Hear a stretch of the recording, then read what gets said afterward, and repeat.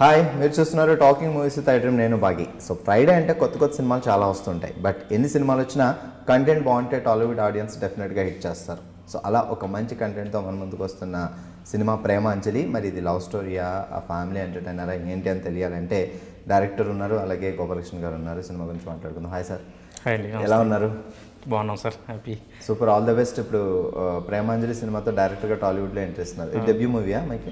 నాకు debut movie sir. నేను last 10 years back నుంచి ఆల్రెడీ ఇండస్ట్రీలో వర్క్ చేస్తున్నాను. ఎక్కడ? బేసిక్గా నాకు మాది విశాఖపట్నం జిల్లా నర్సీపట్నం అండి. మా ఊరు నుంచి పూరి జగన్నాథ్ గారు, గుణశేఖర్ ఇలాంటి పెద్ద పెద్ద డైరెక్టర్లు వచ్చారు. మన లేటెస్ట్గా మన పరశురామ్ గారు. వాళ్ళ ఇన్స్పిరేషన్తో వచ్చాను సార్. నేను ఇప్పుడు వాళ్ళ ఇన్స్పిరేషన్తో వచ్చి వాళ్ళ రేంజెస్కి నేను రీచ్ అవ్వాలంటే నేను చాలా కష్టపడాల్సి వస్తుంది.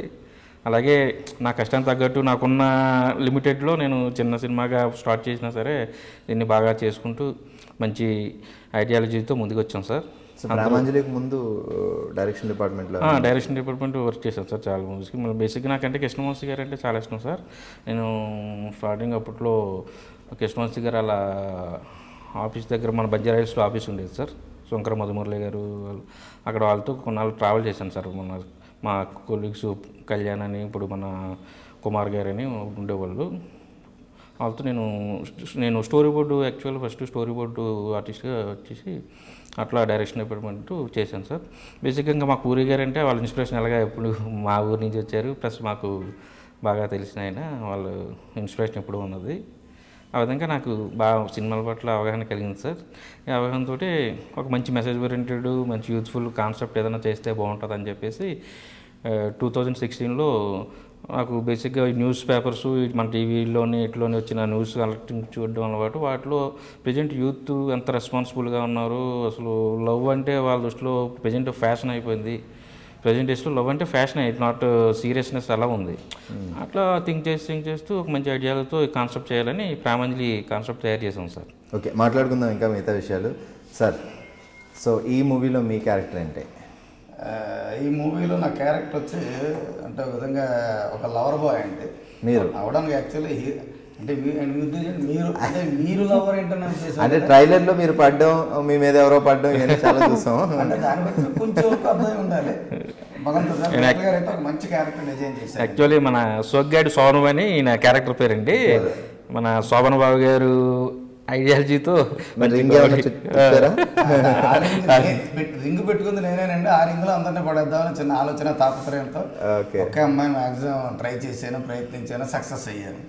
ఆ సినిమా వరకు క్యారెక్టరైజేషన్ పరంగా డైరెక్టర్ గారు మంచి క్యారెక్టర్ డిజైన్ చేశారండి. యాక్చువల్లీ హీరోకి మేనమావ అన్నట్టు నేను క్యారెక్టర్ అయితే హీరో మేనమావ. బట్ మీకు తెలియదు ఉంది, ఇవాళ రేపు హీరో మేనమావ అనుకున్నా అది ఇంట్లో కానీ, కాలేజీలో కానీ, సొసైటీలో కానీ హీరో కాంబినేషన్లో ఉండే మేనమావ లాంటి క్యారెక్టర్లు ఏంటంటే బ్యాచులర్ అంటే వయసు అంటే వచ్చేస్తుంది కానీ పెళ్లి పెట్టాక ఉండదు. ఎగ్జాక్ట్లీ అలా అంతే ఇంచుమించు అలాంటి వేషం లాంటిది ఇది బాగా కనెక్ట్ అవుతుందండి. మీకు ఒకప్పుడు శోభానుబాబు గారు అలాంటి మహానుభావుడిని లిటిల్ బిట్ కొంచెం ఈ క్యారెక్టర్ ఇచ్చా గుర్తు తెచ్చుకుంటారండి. అంటే నేను అంత బాగా చేశాను, నేను పొరపాటుగా అన్నాను. ఎందుకంటే ఆయన వేరు, మేము వేరు. బట్ అవి వెనకాల చిన్న చిన్న బిట్లు కానీ, లైక్ హమ్మింగ్ కానీ, ఆర్ఆర్ బిట్లు కానీ అలా ప్లాన్ చేసుకుంటూ క్యారెక్టర్ని బాగా డిజైన్ చేశారు డైరెక్టర్ గారు. ఓకే, సో మీరు ఎవరైనా చూడగానే వెనకాల నుంచి ఆర్ఆర్లో చిన్న సంథింగ్ స్పెషల్ డిఫరెన్స్ కింద ఉంటుంది నాకు కంపారిటివ్లీ అదర్ క్యారెక్టర్స్ కన్నా. నా క్యారెక్టర్ బాగుంటుంది. హీరోతో త్రూ అవుట్ మూవీ, హీరోతో త్రూ అవుట్, హీరోకి సలహాలు ఇస్తూ ఇవన్నీ చేస్తాం. మేనమావ వేసరిగా సలహా అయితే ఇస్తాం ఖచ్చితంగా. అది మంచి సలహా, చెడ్డ సలహా, మంచి దారిలోక చెడ్డ దారిలోక, ఇంకా అవన్నీ వేరే. సో ఈ హీరో ఏమన్నా ట్రబుల్స్ పెడితే అవన్నీ మీకు వస్తాయి. ఇందులో విచిత్రం ఏంటంటే వాడిని అప్పుడప్పుడు తెలియకుండా నేనే ట్రబుల్స్లోకి వెళ్తూ ఉంటాను. అది వెళ్ళే వరకు నాకు అది ట్రబుల్ అనే విషయం నాకు తెలియదు. సో బాగుంది, ఇలా చెప్పుకుంటుంటే క్యారెక్టర్ చాలా ఫన్నీగా ఉంటుంది సార్ నిజంగా. మెయిన్ సార్ ఇంకా ఆర్టీ కంగ్రాచులేషన్స్ అంటే ఈ మధ్య నంది అవార్డు వచ్చింది సార్. సార్కి 2 నంది అవార్డులు వచ్చాయి. Double congrats. మంచి వీళ్ళున్న ప్రతిభకి నిజంగా ఒక పట్టం కట్టినట్టే. ఇంకా ఫ్యూచర్లో సార్ టాలెంట్గా చూస్తారు చాలా మంది. అంటే కామెడియన్స్ మనకి చాలా అవసరం. సినిమా అంటే ఎంటర్టైన్మెంట్ అంటే ముందు మనకి కామెడీ కాబట్టి.